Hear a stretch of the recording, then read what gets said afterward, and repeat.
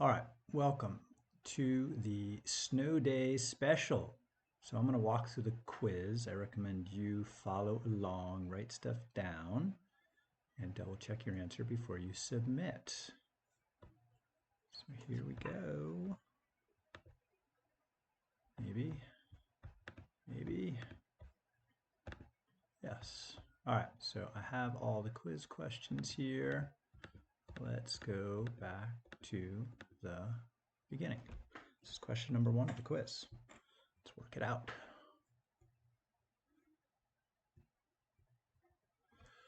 So when ibuprofen is given for a fever to children 6 months of age up to 2 years, the usual dose is 5 milligrams per kilogram. All right, that's important. Let's write that down. 5 milligrams per kilogram. All right, of the body weight, and when the fever is under 102.5. How much medicine would be a usual dose for an 18-month-old weighing 26 pounds? Okay, so we got to resolve pounds and kilograms, and I recall that there are 2.2 pounds in 1 kilogram. Okay, so we want to figure out the dose for a 26-pound child. So we get 26 pounds. So I'm just going to use unit conversion ratios. So then I'm going to multiply that by the conversion. Pounds goes in the bottom, kilograms in the top. 1 kilogram is 2.2 pounds. So this just tells me I should divide by 2.2. Then we want to multiply that by our other conversion here to convert their body weight into a dose. All right, so then kilograms goes in the bottom. We want to convert that to milligrams of the medicine, and we get 5 milligrams per 1 kilogram. So this tells me to multiply by 5. And then, right, pounds cancels, they're in opposite places. Kilograms cancels, leaving the dosage there. So on my calculator, I want to know what is 26 divided by 2.2 times 5, and that should be the dosage. Calculator time. All right, so we got 26 divided by 2.2, arrow over, and then multiply by 5. So I get 59.09-ish.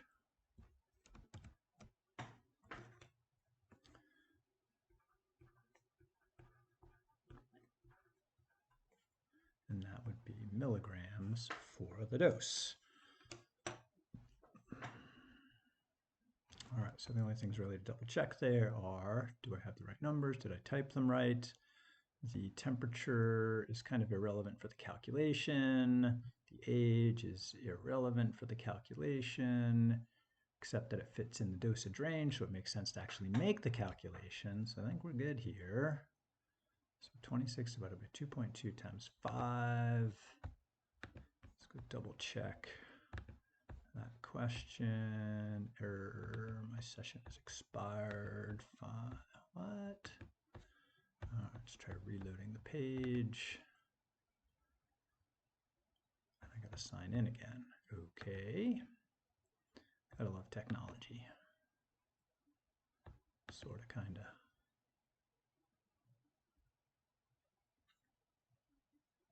All right, let's get back into my quiz. And nearest whole milligram. All right, so let's adjust our answer there. To nearest whole milligram, it would be 59 milligrams. All right, moving on. Next, we get to play with pizza. All right, we did one like this in class the other day, so hopefully you have that in your notes, but I'm going to do it again. All right, so this time we have a 6-inch and a 12-inch. And you might think, oh, that's just twice as big. But wait, let's draw the pizzas. So let's suppose this length right there is 6 inches. And then if I use like another piece of paper to copy that and move it over, or a ruler,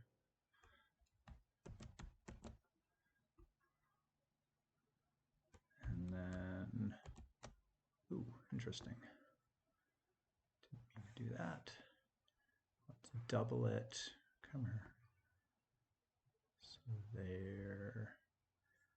So that's 6, that's 12. Then draw those circles in to the best of your artistic ability. So semicircle. Let's try that again. Oh, not much better with this pen. Take it. So 6 is probably up here somewhere. Maybe we'll have better luck with quarter circles. Not really. 6 is probably down here somewhere. All right, is this pizza really twice as big as that one? Doesn't really look it. So let's see. So the diameter is 6, so the radius is 3, right, from here to here. And so the area is what I need to know, which is pi r squared. So I got to take pi times 3 squared for this one. And here the radius would be 6, so the area here would be pi times 6 squared. Calculate time. All right, so we want to compare pi times 3 squared to pi times 6 squared. And whoa, that's way more than twice as big. So we have like 28.3 and 113.1. So this is about 28.3 square inches. Oops. Inches. And this one is about 113.1 square inches. And if we compare those two, like how much bigger, some new lines, so we'll take the big pizza divided by the little pizza, which I'm just going to call pi times 3 squared. I get the big pizza's 4 times bigger. So length is twice as big in 2 directions, which makes the area 4 times bigger. All right. So now that we have that, we can actually do the calorie comparison. So what I want to do is I want to compare calories to area for both of these pizzas. So for the small one, we know there's 600 calories, and we're going to assume they're the same thickness, so we only need to look at the area, which is about 28.3. And we don't know how many calories in the big one, except now we do. So one way to solve this is to just multiply that up there, and that'll be my missing number of calories. The other way we could solve this is through the observation that I just made that this pizza over there is 4 times larger, so the calorie count should be 4 times larger also. So I'm going to do it both ways, make sure I get the same answer. All right, so my claim is that if I take, let's see, let's look back at my notes. The 600 divided by 28.3 and then multiply by 113.1, which I'm pretty much set up here to do. So there's the 28-ish in the denominator, pi times 3 squared. There's the 113.1-ish in the numerator. So all I have to do really is multiply that by 600. And I get that amount. And if I double check what's 4 times 600, I get the same amount. And if we do it with rounded numbers, it should be similar. So if I take the 600 divided by the 28.3, like I have in my notes, and then multiply that by 113.1, I get pretty close to 2,400. Now that's for the whole pizza. If we read this question carefully, it wants to know just 1 out of 8 slices. So estimate the number of calories in 1 slice. All right, so I'm getting, let's see, pen. that the missing number of calories for the whole is about 2,400, and that's calories for the whole 12-inch pizza. And then one slice is going to be 1/8 of that 2,400. And so let's see, 8 goes into 24 3 times. So that should be 300 calories. Let's double check on a calculator. One slice of the large pizza. So 2,400 times 1/8 is indeed 300. Cool. Kicking butt. Good job. All right, hope you're writing all this down. It's going to be very important. Yes, this will be on the test. Next.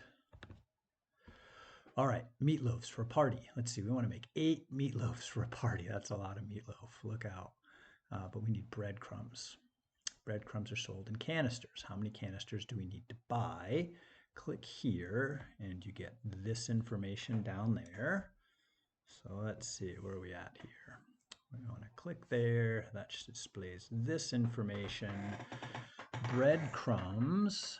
Recipe calls for 1 1/4 cups of breadcrumbs for 1 meatloaf. So let's make a note of that. So 1 meatloaf. Looks like milliliter, but it's a meatloaf. How about we do that for the abbreviation? Is equal to 1 1/4 cups. Mixed numbers are dangerous. So let's see, 1 times 4 is 4 plus 1, so that would be 5/4, or hey, that works out nice, 1.25. So we could either call it 5/4 cups or 1.25. Works out nice. If it was 1 1/3 cups, it'd be a little messier. I want to use the fraction version. All right, recipe makes 1 meatloaf, serve 7. Size of the canister, how many ounces it contains. I don't know if I need to know that. Let's see, cost of the canister. We're not asked about the cost. We just want to know how many canisters.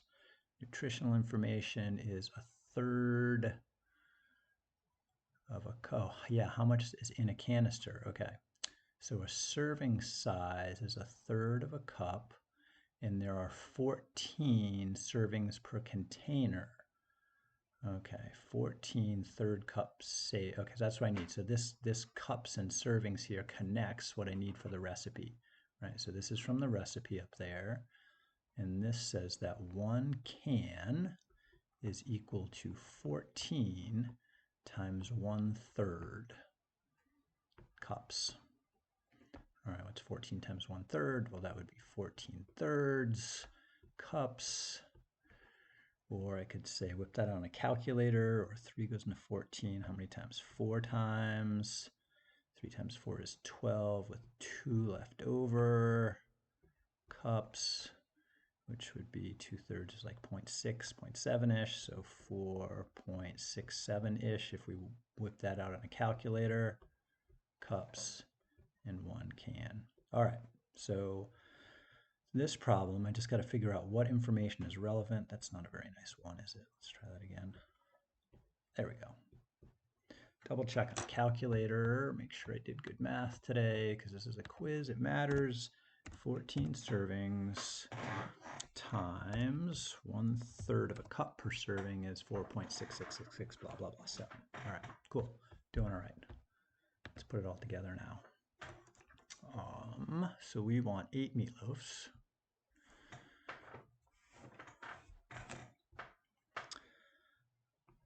Line here, so we have 8 meatloaves, and we know that 1 meatloaf is 1.25 cups, so I'm going to multiply that by 1 meatloaf per 1.25 cups, and then down here I can convert cups to cans, so I know that let's see, cups goes down here, 4.67 cups. Why does cups go down there? Because cups is up here. They have to be in opposite spots to cancel. Gives me 1 can. So checking out my math, we've got meatloafs in the top, cancels with meatloafs in the bottom, cups in the top, cancels with cups in the bottom, leaving me with the number of cans that I need. So this tells me on my calculator, start with 8, multiply by 1.25, and then divide that by 4.67-ish, and that should give me the number of cans. And keep in mind that you can only buy whole cans, not a fraction of a can. You can't go to the store and say, I just want half of that can. Not going to work. All right, 1.25, 4.67, and the 8. What do we got? We got 8 times 1.25 cups needed for each recipe for the meatloaf. So that's the total number of cups I need. And then each can has about 4.67 cups in it. So that means I need 2 and 2.14-ish cans. And if I only use 2 cans, the meatloaf might be too wet, right, for that recipe. So we're going to have to round that up to 3. All right, so this is approximately 2.14 cans, but I can only buy whole cans, so that means I need 3 cans to make this work out. Cool. That was fun. Next. All right, which contains more liquid? Well, that's a tough one. I guess we're going to have to measure it and check it out. So these guys are cylinders. What is the volume of a cylinder? Let's look it up. Volume of a cylinder. Check it out. Google knows what I'm doing. It is pi times the radius squared times the height. So basically find the area of the base, multiply by the height. So the area is a circle. All right, so I got volume equals pi times the radius squared times the height. So on each of these, I just got to figure out what's the height and what's the radius, and either find a ruler or make up a ruler. So I'm just going to make up a ruler. So I'm going to grab a piece of paper, and I'm going to hold the piece of paper up to the screen. And what I want to do is, let's say, measure across the smaller one. So I want to know, we'll make this 1 from there to there. All right, put my paper up to the screen, marking that off. All right, so if that's 1, then how tall is the glass? Oh, maybe I should make that 2, because then I'll get a radius as 1. Yeah, let's do that. So what we're going to do, because we want the radius here, so let's say on this one right here, the radius is going to be 2. So that length right there is 1. I want to know how tall the glass is in comparison. So from there to there. So I'm just going to hold my paper up and see how many of those 1s I get there. I recommend you do the same. Let's see, it is less than 2. It looks like, no, I want to use that half length. All right, let's mark that off on my paper. So I'm just building a ruler based on that. It is about 3 of them tall. So I'm getting that this guy here has a height of 3. So that's 1, 2. So this is a height of 1, 2, 3. All right. Next, I'm just going to pick up my piece of paper and bring it over here and measure across. And I get, it's a little less than 3. I'm going to say it's 1, 2.5 across. So on this guy, the distance from here to here, so that would be the diameter, I think is about 2.5, 2.5. Half of that for the radius would be 1.25.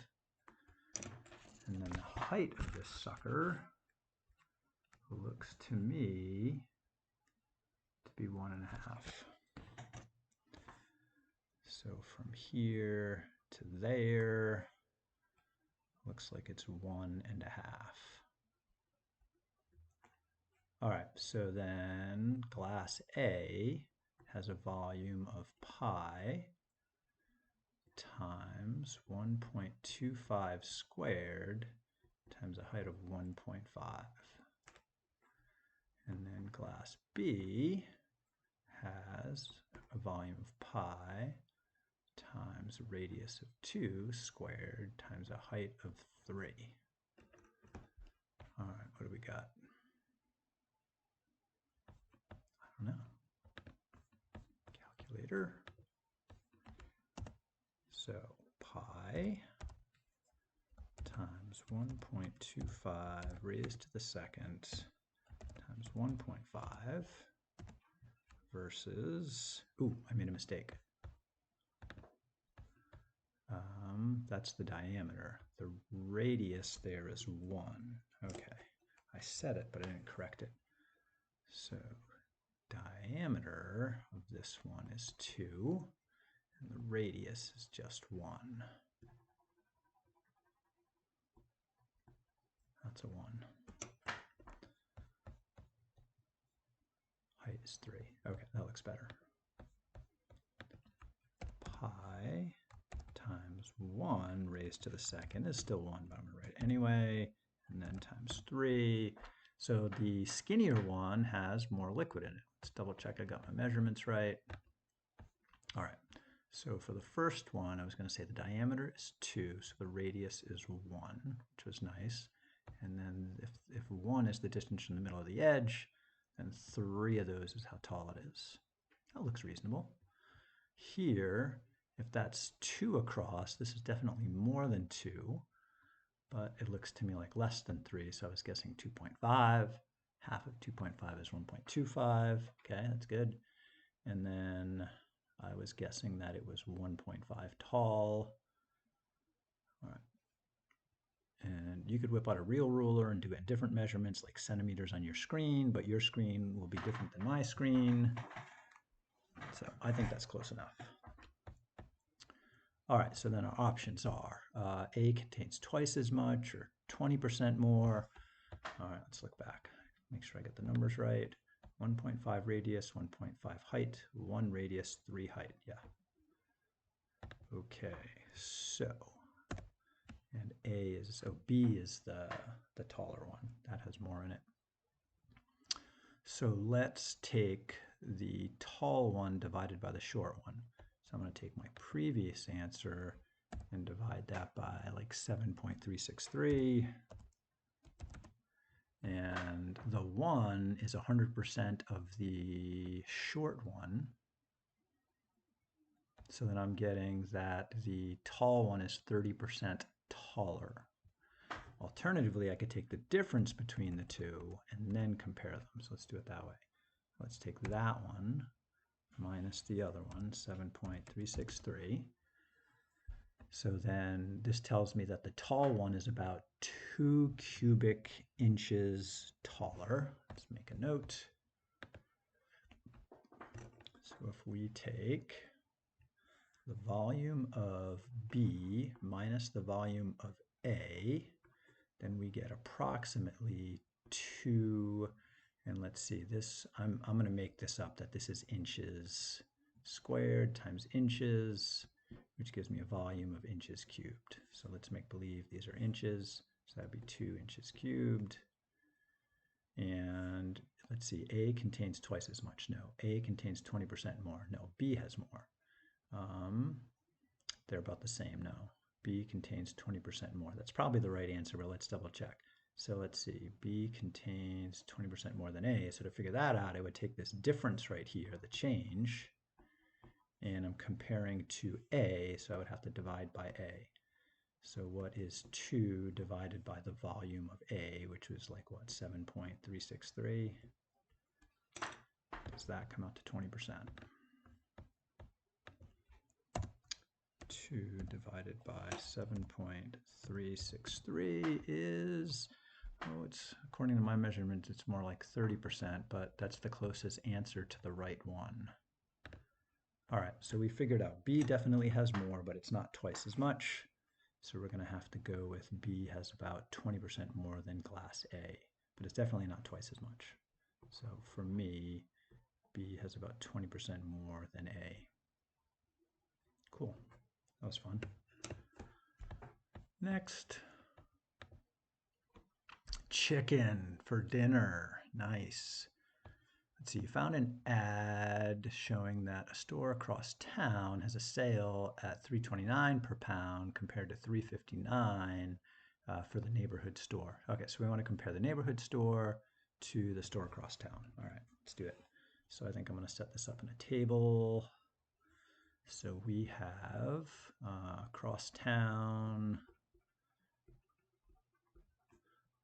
versus neighborhood.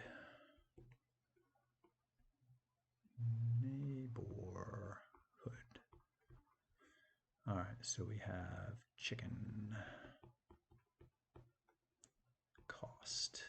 So across town is cheaper, $3.29. Neighborhood is $3.59. All right, so if we feel like going for a drive, then it's going to be cheaper to get the cross town. However, it kind of depends on what kind of vehicle you have and how far it is. So let's see, click here for more information. We need 7 pounds of chicken. All right, so that's the chicken cost per pound. So the total chicken cost would be that times 7. So take that number, multiply by 7, take that number, multiply by 7. We'll do that in a minute, and we're going to get something. Okay, next. The store across town is 8.5 miles away. It takes about 26 minutes. Okay. Gas mileage is about 21. Yeah, that's like my Subaru. 17 gallons of gas. Yeah, let's make believe my car is full. And that's the cost. Wow, that's a pretty good cost. I wish that was the cost right now for gas. Okay, so what is it going to cost to drive? So we drive 8.5 miles there, 8.5 miles home. So we got to double that. 8.5 times 2 would be what? 16, 17 miles to go across town. In the neighborhood store, I'm just going to walk over there. And then I have $3.78 per gallon. All right, so we got to figure out the gas cost. So we have gas is, let's see, across town, we've got 17 miles to go.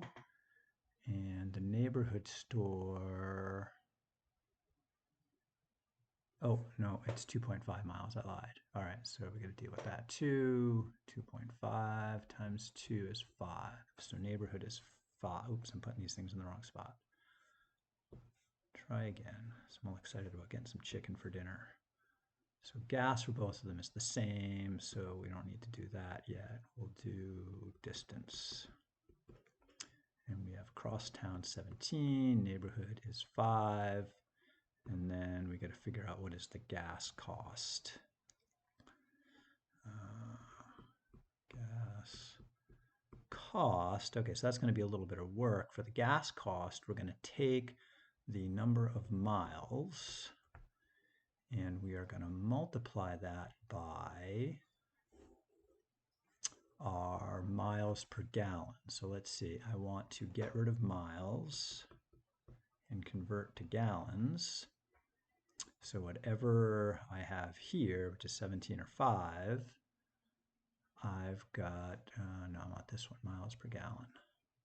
21 miles is 1 gallon. So that'll get rid of miles, give me gallons, and then I can take the cost, which is dollars per gallon. And we've got 3.78 for every 1. All right, so the gas cost, like for this one, is going to be 17 divided by 21 times the 378. This one's going to be 5 divided by 21 times the 378. All right, calculator time. So spreadsheet, I think, is the best way to do this, but feel free to whip out your handheld or Desmos calculator. All right, so I got a blank spreadsheet here. I've got across town. I've got the nearby store. It's easier to spell the neighborhood. I've got chicken cost. Chicken cost, which was what, $3.29 and $3.59, and total chicken cost is then going to be equal to 7 times the number above, and we just fill that over and make these guys dollars. Boom. All right. Then we've got distance, and across town is 17 miles, and nearby is 5 miles. And then we have the gas cost. Gas cost, which for our vehicle is going to be equal to the distance above divided by 21 miles per gallon times the cost of gas at the moment, which I think is $3.78. Fill that across. And then we just add those up. Total cost equals the gas cost plus the total chicken cost. And fill that across. All right, then we're going to double check that we did this right. Oops, wrong way.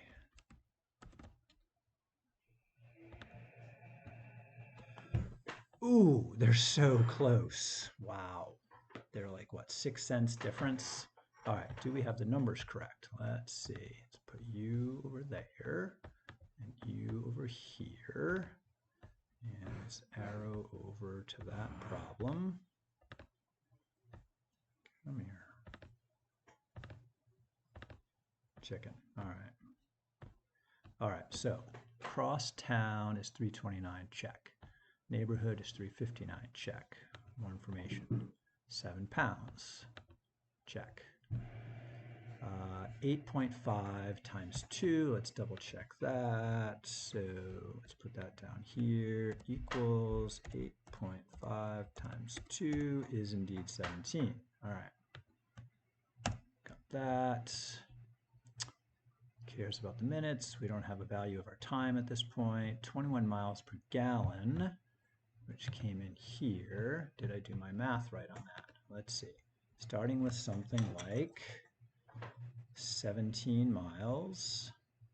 I need to figure out how many gallons of gas that is. So I have a rate of 21 miles per gallon. So 21 miles per gallon upside down. 17 divided by 21 gives me gallons times the dollars per gallon. Yeah, that looks good.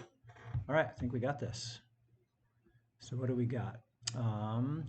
Which store is cheaper? The further, the closer store is cheaper because the gas costs more money, and gas costs more than that today, so it's even worse. Yeah, so the crosstown store is going to cost me 6 cents more, $26.09 versus $26.03. So if we want to just double check on that, find the difference. And again, it's a quiz, good idea to double check so we don't get it wrong. Equals crosstown minus nearby, and we get 6 cents difference. These are dollars. Let's format them correctly. So the gas cost for across town is $3.06 versus 90 cents nearby. 2.5 miles nearby, double that, we get 5 mile round trip. I think this is working out. Numbers make sense, my math makes sense. Okay, so we've got that the cheaper store is the close one, and the cheaper option is going to save us 6 cents as dollars. Got that. Awesomeness. All right, next, logic. So this is covered in the logic section of the book. So if you haven't read through that, please do. I'm assuming you did because you already finished your homework exercises. All right, we have a set of numbers 1 through 10 inclusive, so that means the 1 and the 10 are included, and they're whole numbers. So that would mean I have 1, 2, 3, 4, 5, 6, 7, 8, 9, and 10. And I want to list the numbers that meet the condition greater than 4. All right, so greater than 4 would be these guys here. Let's try that again. Choose a highlighter maybe. Greater than 4 and even. Okay, so this guy's even, that guy's even, that guy's even. All right, so I only find 3 numbers that meet that condition. So my list would look like this: greater than 4 and even. So 6 is greater than 4 and even, 8 is greater than 4 and even, 10 is greater than 4 and even, 4 is not greater than 4. 5 is greater than 4, but it's not even, right? So that would be my answer. Cool. And is the important connection there.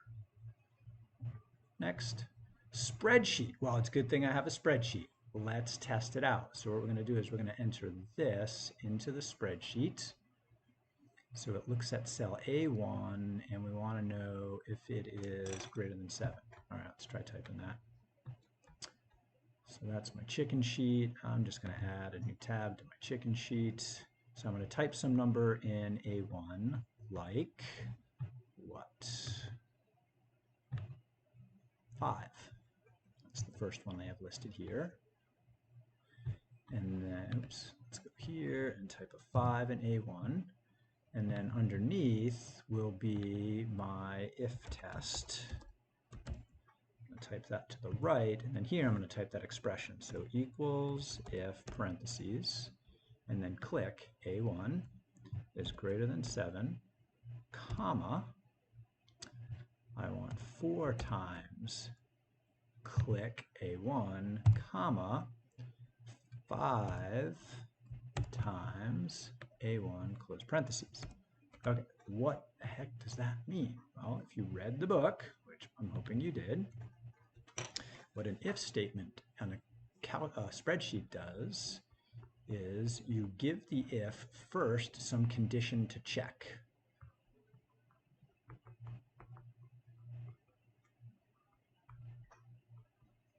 And then you put a comma, and then next is what to do if true.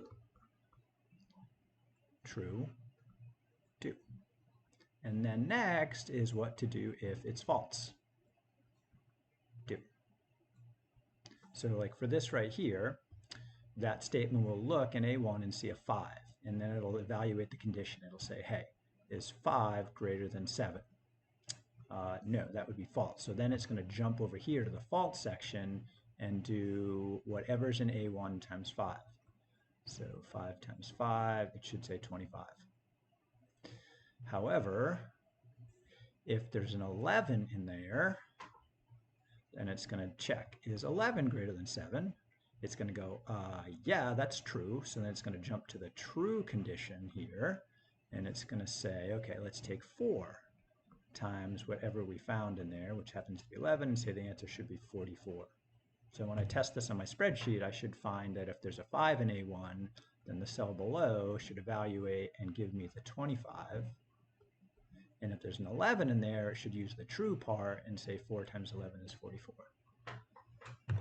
Let's make sure this actually works.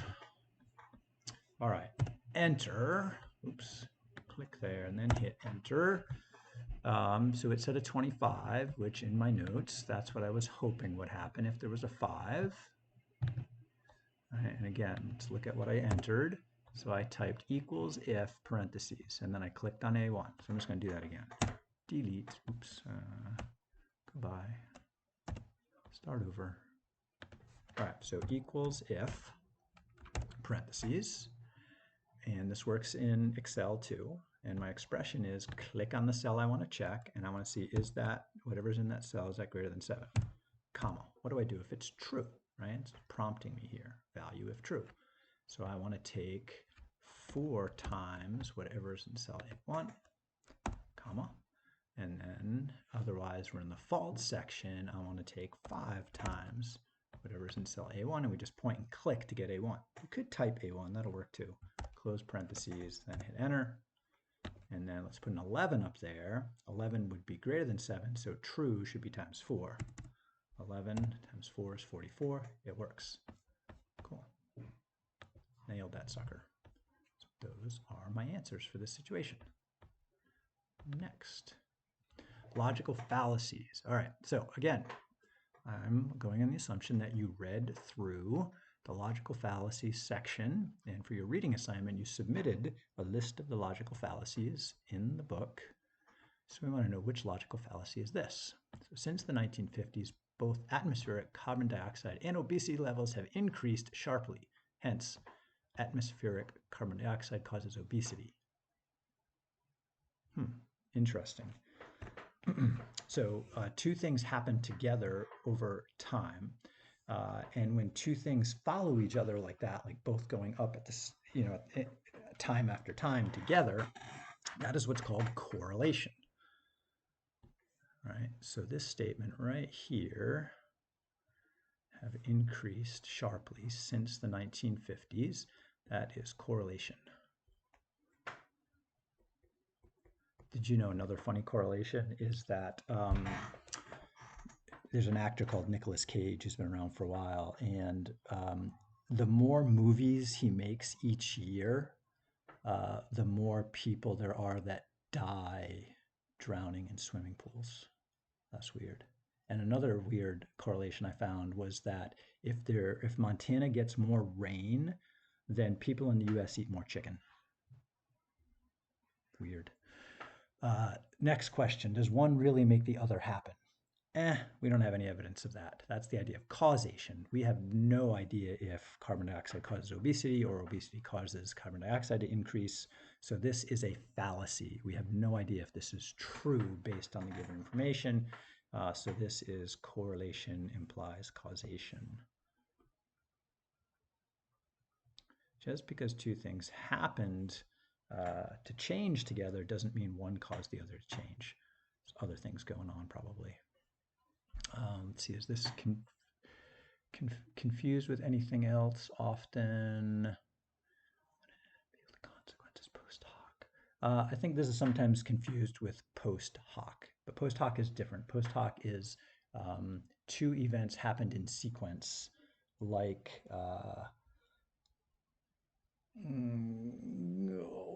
my cats were running around upstairs doing crazy stuff, and I heard the washing machine go on. So the cats must have turned on the washing machine. But wait, there could be another reason. Like maybe it was on a timer, or maybe there's a person up there I didn't know was up there. That's post hoc. Next.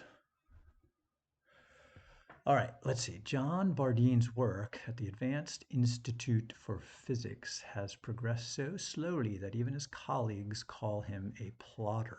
Oh, poor John.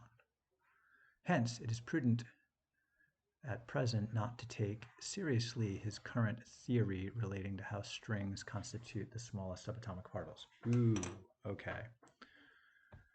What could this be? Let's see.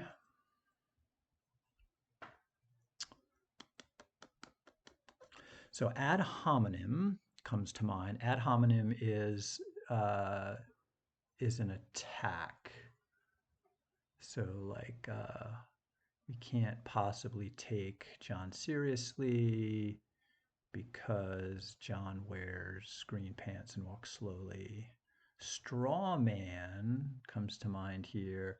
That's when you just try to divert someone's attention and make up something that's just unrelated.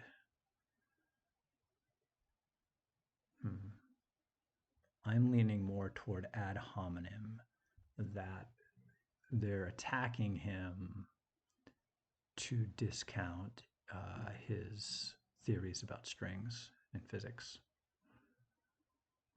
It's not a false dilemma, not appealing to authority. Post hoc, no, not post hoc. It's not one thing then another. It's not circular reasoning where we go back and reference something we stated in the beginning. Like, let's see. Good people do math because math is done by good people. Something like that. That would be circular. Appeal to ignorance, no. Correlation, causation, no. Appeal to consequences, no. Yeah, I think this is most likely ad hominem. Let's double check the definitions in the book. So let's see. Let's go home. Blow up the screen a bit. And we want required reading for part 2 here. And logic is on page 423.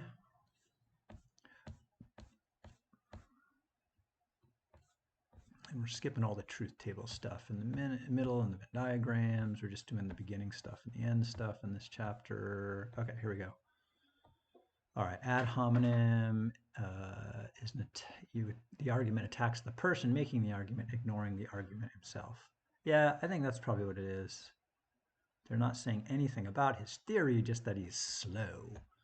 He moves slowly. So what was the other one I was thinking it might be? I was thinking it might be straw man. Straw man is misrepresenting the argument in a less favorable way. Nah, they're not saying anything about string theory. They're talking about the person. That's an attack on the person. Yeah, it's ad hominem. All right, let's see where we're at. We are at the end of the quiz. Congratulations. Happy snow day. Ta-ta.